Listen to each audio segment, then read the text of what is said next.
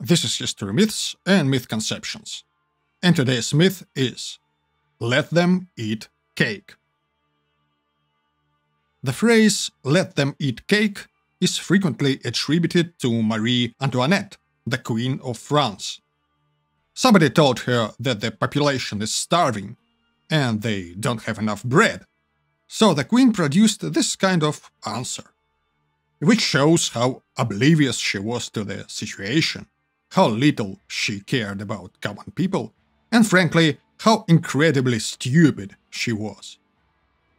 As you all know, in reality, Marie Antoinette never said anything like that, and also she wasn't stupid.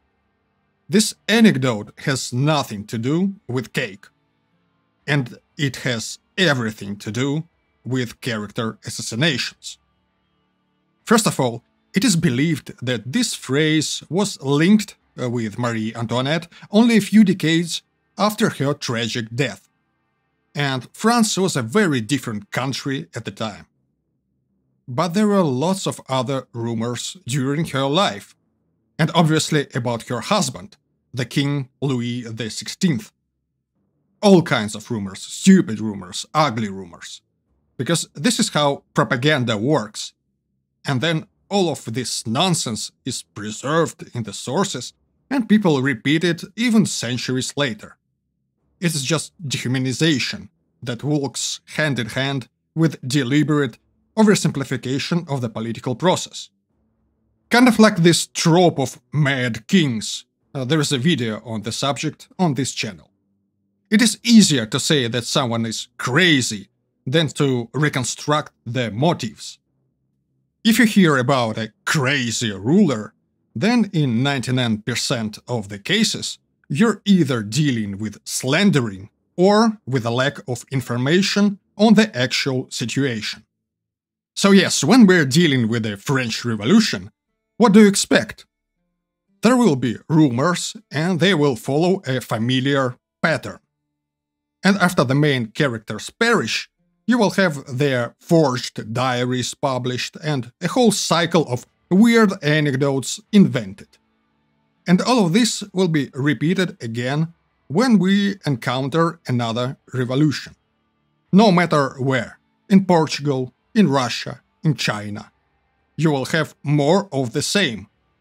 And if you decide to time travel to a distant past, like the times of, say, Domitian or Nero, well, you will see a comparable picture. Marie Antoinette was obviously stupid. She liked parties, she liked luxury, while the common folk was starving, and she was guilty of incest. Her husband was a weak and ineffective monarch. He had no idea how to rule the country, and he was sexually impotent.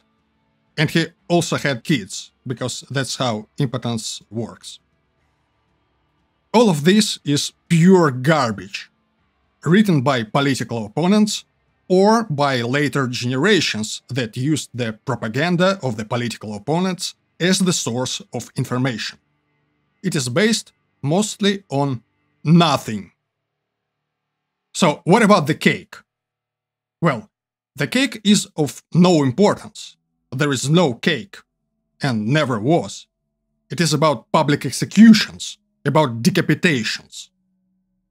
And the cake from the anecdote, you probably know that the origin of the phrase comes from Jean-Jacques Rousseau and his Confessions, where he mentions a certain grand princess who said, "Let them eat brioches." It was written when Marie Antoinette was a child, and yeah, there is no cake in the original French quote.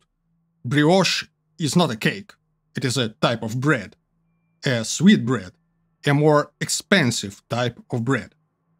In fact, there is more than one way to interpret the phrase. Not only stupid princes had no idea how much stuff costs.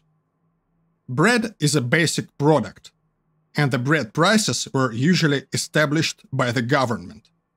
So the simplest type of bread, the peasant bread, was a subject to price regulations and price ceilings.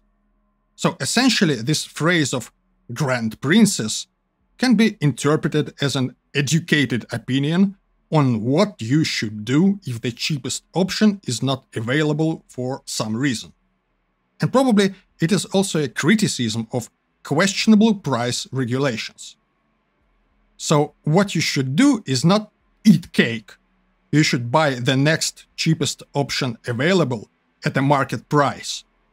The next cheapest option is brioche, because it is not a cake, it is a type of bread.